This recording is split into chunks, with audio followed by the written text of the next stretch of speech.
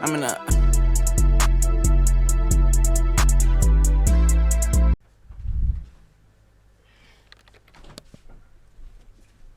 Come on, man. Make it chat.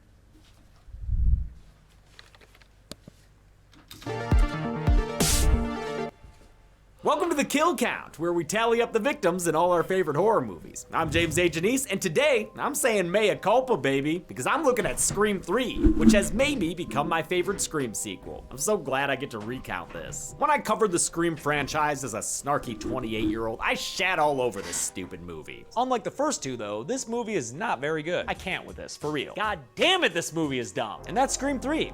I'd consider it the embarrassing third child of the Scream franchise, a child so trapped in the shadow of its older siblings that it can't help but just suck a whole lot. Ah, how cynical I was. As a wizened 33-year-old, I'd fully come around on the utter comedy that is Scream 3. I guess I'm like David Arquette in a way. Sometimes I watch Scream 3 and I'm like, God, I don't like it. And sometimes I watch it and I was like, oh, that's really kind of interesting. Maybe it's because I'm more familiar with filmmaking, so the on-set action is interesting to me. Los Angeles also feels like more of a home at this point, and I like seeing a bunch of familiar places. But the Hollywood setting is the perfect escalation of Scream's ever-evolving meta-ness. In the horror franchise that's always been about horror movies themselves, this third installment shows us how one gets made. Does that mean we need a Jay and Silent Bob cameo? No, that's dumb as hell. But Scream 3 is fine with being dumb as hell. That's not to say I've accepted everything about it. I will always despise the magical voice changer that can match anyone's voice perfectly. Dewey's got our voices. The ghastly kill is also still bad, and the ghost face reveal is pretty fucking lame. Worst of all is how much Sidney Prescott is sidelined, being isolated for the first 45 minutes and having hardly any scenes with Dewey or Gale. I think the movie's themes have aged well though, with commentary about sexual predators in Hollywood. You know, like the guy who owned Dimension, Harvey Weinstein. And then there's Parker Posey, whose performance is probably enough on its own to make Scream 3 my favorite sequel. I can't believe I'm saying it, man, but at least right now, I love Scream 3. Oh, my that was opinion may have scary. changed, but did the kills? That part No, right there. of course they didn't. But let's get to them anyway. The movie begins in Hollywood. Ooh, looks like the bowl's letting out. Cotton Weary has found the fame and fortune he's always dreamed of as host of a daytime talk show. He gets a flirty phone call from a female fan who quickly starts threatening his girlfriend Christine. I'm right outside her bathroom door. Yeah, he is. Ghostface giving us the closest thing to nudity in any Scream movie. Cotton races through LA to save his partner like a reverse O.J. Simpson. But even drifting top speed around Hollywood and Vine, there's no way this dude is getting through traffic in time. Guess Christine's stuck listening to the Creed that just started blaring. But at least it's What If, which is maybe the least bad Creed She's song. bad. And it featured my main man Dewey in the music video. Alright. Ghostface jumps out for an attack / indulgence in his foot fetish, and when Christine locks him out, he apologizes. I'm sorry, babe. I didn't mean to scare you that bad. It's me. Yep, and a perfect replication of Cotton's voice, even in person, even when he's yelling. Talking about how much fun it's gonna be to rip your insides out. Now open the fucking door, Christine! God damn it. Actual 100% Cotton shows up in the cotton, and after breaking into the office, Christine attacks him with a club. Nice shining nod as he says, "Give me the club."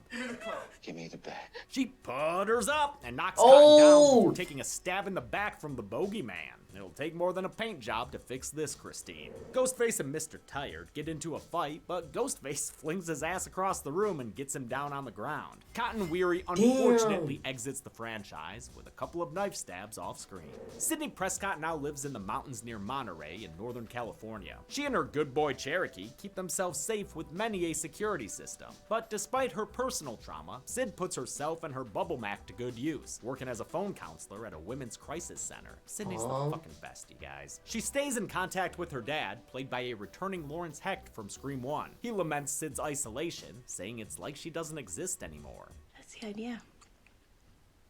Psychos can't kill what they can't find. As always, Nev Campbell that's understands the smart. I would do assignment. that Sidney if I was getting Prescott is murdered. broken in more ways than one. It explains why she's having nightmares about her mom.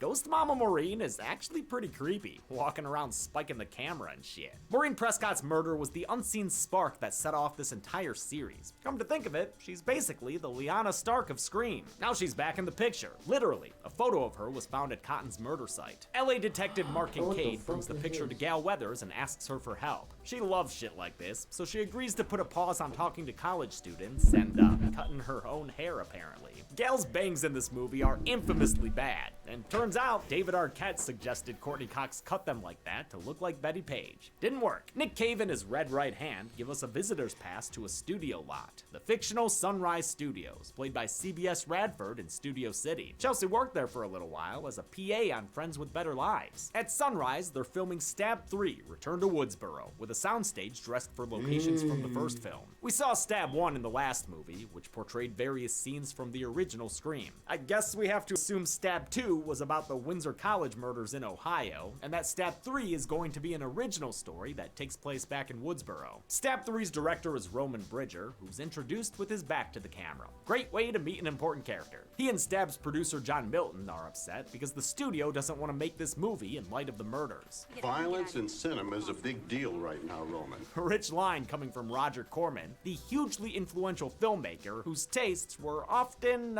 questionable. By mistake, he actually made a good picture every once in a while. Early on, he directed A Bucket of Blood, which we've covered on this show. The Real Life studio had similar concerns as these, with most of Scream 3's violence cut down in response to Columbine. You know, back when school shootings were still shocking. The studio actually demanded the removal of all blood before director Wes Craven intervened. The cast of the movie is also concerned about the production's future. There's Tyson Fox, who plays a Randy Meeks ripoff, and Sarah Darling, who plays a character called Candy. There's also Tom Prince playing Dewey, replacing the previously mentioned David Schwimmer, and Angelina Tyler playing Sidney Prescott, taking over for Tori Spelling, who played Sid in Stabs 1 and 2. This whole premise sets up layers and layers of meta-ness. We are not in any danger. We are not in any danger, says Candy, page 15. Gale shows up on set with her latest loud outfit and her patented secret spy cam. She runs into Dewey, who's a technical advisor for the film, and who's still hurting from another in-between movie breakup. Surprise, surprise. Someone dies and Gale comes running. Dewey's done some recasting of his own, having gotten close with Jennifer Jolie. She plays Gale Weathers and has since the first Stab, and right now she's wearing Gale's outfit from Scream 1. Gale is kicked off set by producer Milton, and Dewey couldn't care less about her. Great seeing you. Or could he? Dun dun dun.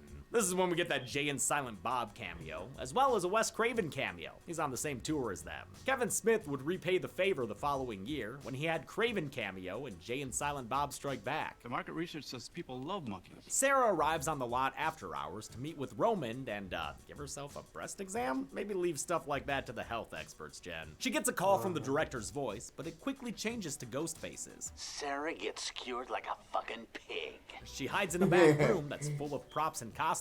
But It turns out holy one of the scary. faux faces is an honest-to-God ghost face, and Sarah's weapons against him are two trick-or-treat studios to work. He kills Sarah by shoving her through a glass window and giving her a stab in the back. Another picture of Maureen Prescott is found at the crime scene, which Detective Kincaid shares with Gale, much to the chagrin of his partner Wallace. I've always loved Wallace, the dry little bastard. There's no reason to presume that Cotton's death had anything to do with this movie, is there?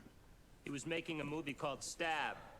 He was stabbed. At a cafe, Dewey catches up with Gale, who left him behind in Woodsboro after she got tired of being a small-town girl. In reality, David Arquette and Courtney Cox had just gotten married, less than a month before production began. Not only did they meet and start dating on Scream 1, but both of them said Craven championed their relationship from the start. He was also really instrumental in David and I getting married. They wound up getting divorced in 2012, for largely the same reasons. Their characters aren't together here. It didn't work, Dewey. We tried. We're different. He used to say that was our strength. Aw, I'm glad they still remain friends and co-parents to their daughter today. Dewey is summoned to Jennifer's home in the Hollywood Hills. Alright, that'd be Nice that, that'd be view. that. Can't be fun getting groceries, though. The pseudo-Gale is freaking out about Sarah Darling's murder, since after Cotton's, it creates a pattern. Someone's killing them in the order they die in the movie. Only thing is, there were 3 different versions of the script to prevent the ending leaking, so they don't know who the next target will be. This mirrors what happened in real life with both Scream 2 and Scream 3. Kevin Williamson had written Screams 1 and 2, but was a little busy when it came time for the threequel. He was still running Dawson's Creek, his script for The Faculty was being made, he was helping with rewrites on Halloween H2O, and he was busy with Teaching Mrs. Tingle, the one and only film he directed. He had written a treatment for Scream 3, but most of it was scrapped, including the plot that would see Stu Macher return. They even went as far as hiring Matthew Lillard. I actually was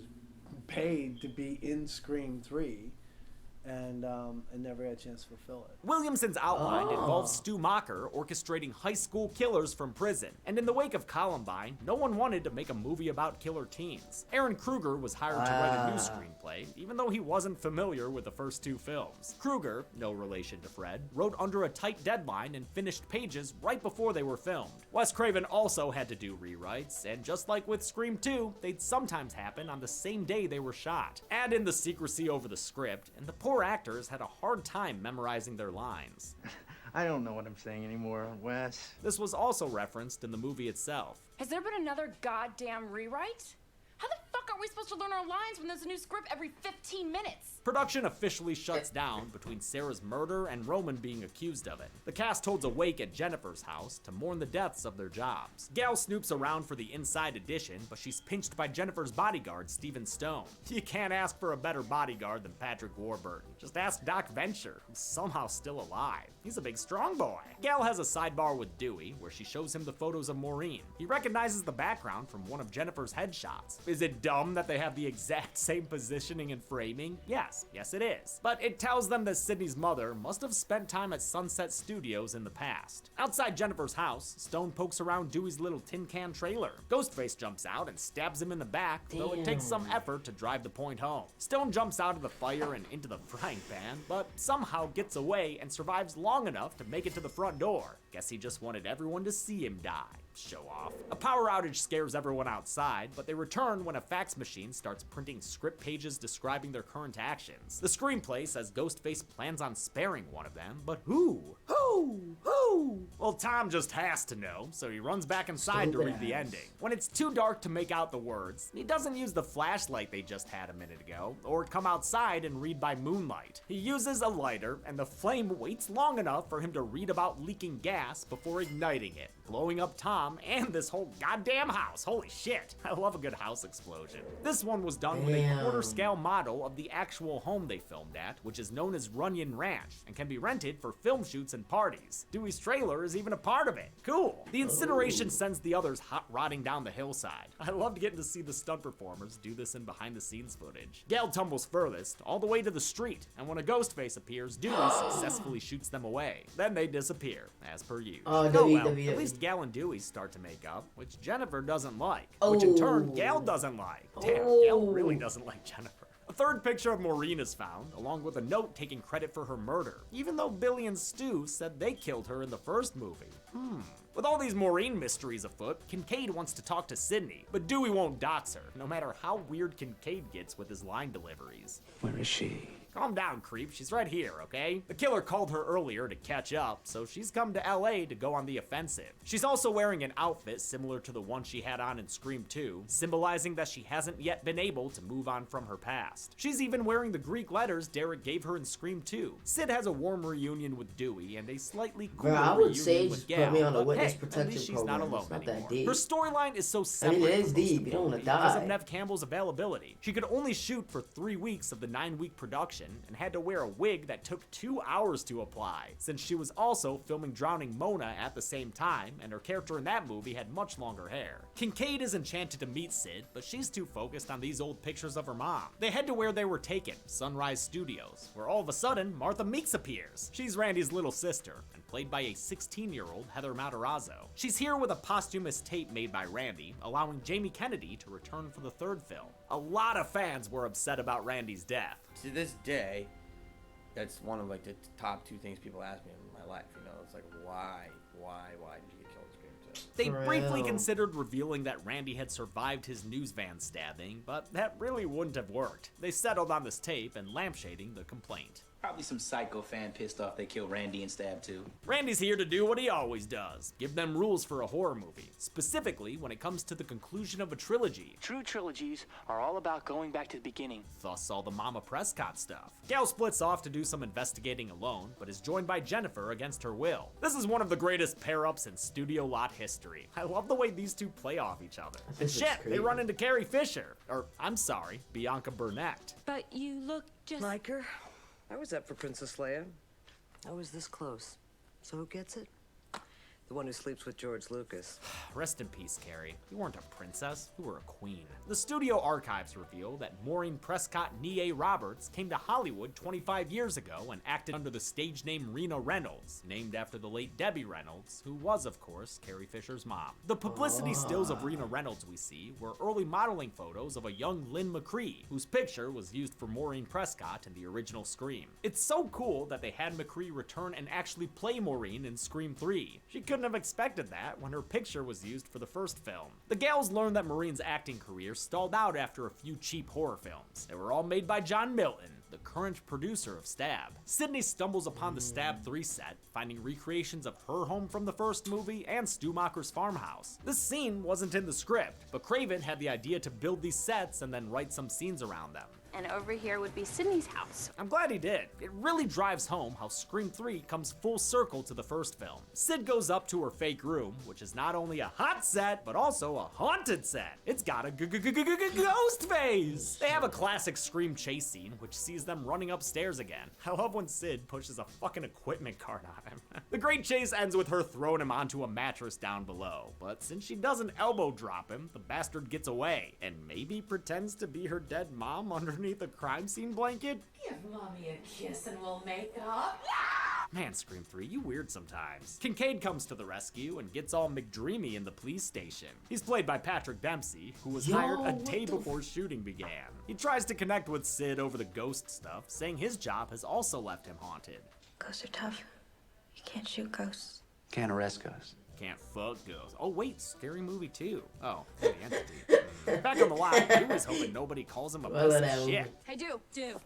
Rude. Armed with their IMDb trivia, Dewey and the gals go to confront John Milton, who's currently trying to calm down Roman Bridger since he doesn't have a movie to direct anymore. Milton is played by Lance Henriksen, who was in Aliens, Alien 3, Pumpkinhead, and oh, what's that behind you, Lance? Ah, yeah, Terminator. Milton claims Rena Reynolds was a nobody, but Jennifer channels her inner gal and points out that he's produced 3 movies about her murder.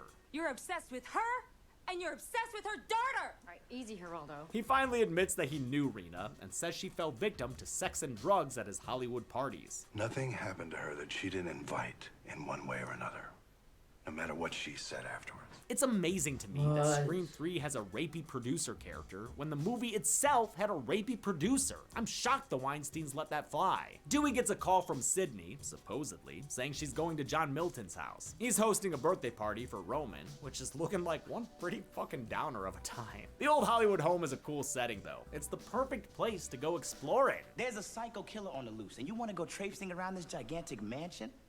Have you ever actually seen the Stab movies?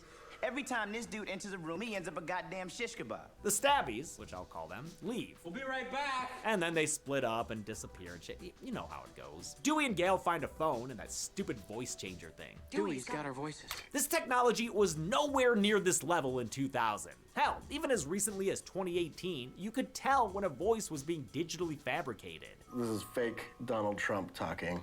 The United States is considering, in addition to other options, stopping all trade with any country doing business with North Korea. I just find it way too far-fetched for the mostly realistic Scream series. Gale splits off to find the Stabby gang, but instead discovers Roman's corpse in a casket. She checks his pulse to make sure he's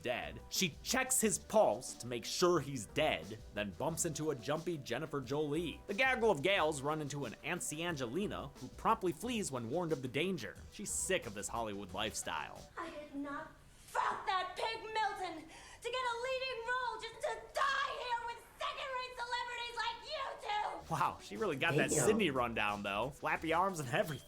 In earlier drafts of the script, Angelina was revealed to be one of the killers. She was going to be an old classmate of Sydney's who became obsessed with her subsequent fame. Character traits later briefly touched on in Scream 4. The ending was changed for various reasons, and Angelina instead became another victim, killed by a stab to the chest. The other ladies Disney Channel their heads over the railing and see her body get dragged away.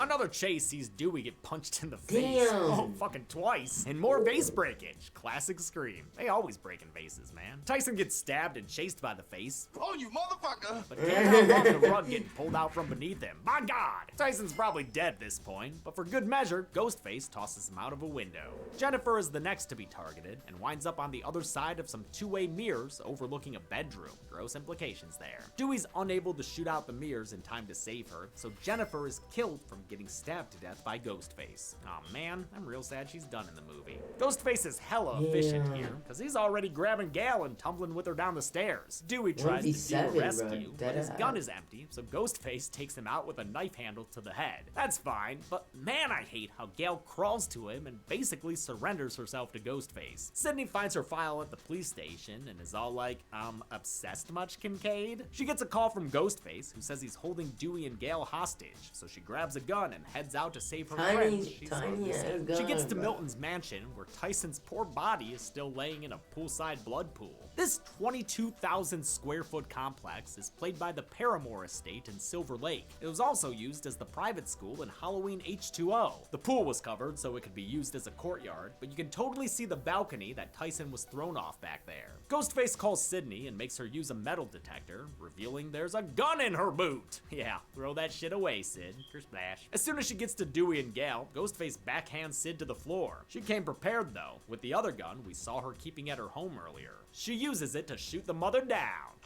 Yeah! Oh no, he gone. Kincaid is suddenly here, which is kinda sus, my man, but he proves he's a good guy when he intercepts a Ghostface attack. Ghostface beats him down, then goes after Sid, his fucking clumsy ass. He chases her through a secret bookcase door that leads into John Milton's hidden screening room. Ghostface appears in that ghost mom body bag and shows how they survived the gunshots with a bulletproof vest. The tactical Ghostface is revealed to be... wait. Roman Bridger, director. Oh, yeah, that's Roman. The guy introduced with his back to the camera and who wore glasses in every other scene. He's the killer. And brother. And brother. Well, half-brother. When she was going by Rena Reynolds, Maureen Prescott was raped right here in John Milton's manor. Roman was born of that rape. And if you think that's bad, things could have been worse. In the original script, where Angelina was the second killer, Roman was sleeping with her to fulfill an incest fantasy. Okay, Angelina would have helped set up Roman's fake-out death, but whether he had help or not, Gal checked his goddamn pulse. I know Craven himself said there are ways to slow a pulse down, but maybe just don't include that moment. It makes Gal look dumb. Of course, this reveal sucks in plenty of other ways too, like how Sydney has no idea who this guy is. She's never met him before. They've never even been in the same scene until now. Roman says he tracked down his mom a few years ago, but Maureen shut him out and turned him away. So he, let's get this straight, filmed her going around town, sleeping with men like Cotton Weary and Billy Loomis's werewolf-looking dad. He then showed that footage to Billy and used it to make him and Stu murder Maureen. So those two yahoos did do the act itself, but Roman, well... I'm a director, Sid. I direct. He directs. This ending, including Roman being Sydney's brother, was purportedly written by an uncredited Lita Kalogridis, who would later go on to write Shutter Island and executive produce Avatar. Holy shit. She was hired by Bob Weinstein after he fired Aaron Kruger, but don't feel bad for Kruger. He'd go on to write The Ring and co-write Top Gun freaking Maverick. Roman has John Milton tied up, probably the best thing he's ever done. Thanks to the voice changer, he has a tape of Sydney's voice saying she's going to kill Milton for what he did to her mom. In reality, Roman kills the predatory producer with a quick and simple throat slit. I like that Scream 3 was tackling the casting couch problem long before the mainstream Me Too movement. Between Maureen, Carrie Fisher's character, and Angelina, there's a lot of calling out gross dudes in power exploiting young women. As for Roman, he's not a rapist, he's just a whiny little bitch. I love how Sydney's totally over shit like this by now. God, why don't you stop your whining and get on with it? I've heard this shit before. Stop! Aw, baby poopy pants. They get into a fight that includes yet another vase being broken. Oh, and a little table attack. Sydney really scraps in this one. Damn. She gets beat up more than ever before, I'm pretty sure. Almost as much as that book beats up Courtney Cox's face as Gal and Dewey try to get through the secret door. Dewey trips the power right as Roman chokes out Sid. Kincaid also shows up to help, but gets bogotted with a chair. The humanity! Roman takes Kincaid's gun and shoots Sydney Prescott? Oh my god, dude, you can't shoot Sydney Prescott! Stop! Thankfully, the shooting doesn't kill her, because she disappears like a ghost face when Roman isn't looking. She gets the jump on him with an ice pick to the back. Once again, that was a real honest-to-God scream. Campbell missed Scott Foley's protective padding and actually stabbed him with the prop ice pick. Sydney reveals her best game strong too, as Roman bleeds out on the floor. I still got to make my movie. I still got to make my movie. Ugh, thank you, Sid. I always forget how bad of a ghost face Roman is, but real talk, he's pretty damn bad. Don't hold his hand, Sid. He doesn't deserve that. Since this is Scream, the killer pops up for one last scare. But Dewey fills him full of lead and ultimately kills him with a headshot. And that's how the Roman Empire fell. Great stunt fall there by Brian Avery, Scott Foley's stunt double, and also the movie's Ghostface performer. It's a new dawn at Sydney's home, where Dewey gets Gal a present. It's a ring in a book. She says yes with a kiss. It's nice. And Sydney returns home with her good boy Cherokee. Since her past has been put to rest, she leaves her gate open and her security system unarmed. Speaking of unarmed, Kincaid's here too, ready to watch a movie with a big bowl of popcorn. The original trilogy ends with Sydney leaving her door wide open, having finally found a little bit of peace. How many characters had their parts permanently cut? And then... Let's find out and get to the numbers. Ooh, a Chelsea voice. And then it didn't end. 10 Someone's people supposed to died end in there. Scream 3, same number I counted 6 years ago, because that makes sense. The victims included 4 ladies and 6 guys, giving us the same sequel pie chart we had for Scream 2. Also levels off the kills for the franchise, for now. With a runtime of 116 minutes, that left us with a kill on average every 11.6 minutes. I'll give the Golden Chainsaw for coolest kill to Tyson Fox. Most of these kills are pretty tame, but Tyson's got that spine-bending backflip. Hope his stunt performer got a bonus that day. Dog machete for lamest kill will go to Cotton Weary. Look at how buff Liev Schreiber is. I don't buy that Roman Bridger took him down. 100% bullshit is more like it. And that's it. Scream 3 was supposed to come out in December 1999, but they reshot the opening scene a bunch of times for various reasons, which pushed the release to February 2000. When they wrapped production, everyone was adamant it'd be the last one. There's not going to be any more after this. We don't want there to be a Scream 4 and 5 and 6. Well, too bad, motherfuckers, because 11 years later, we got ourselves a Scream 4. I'll look at that next week, but until then, I'm James A. Janice. And we about to look at that right now.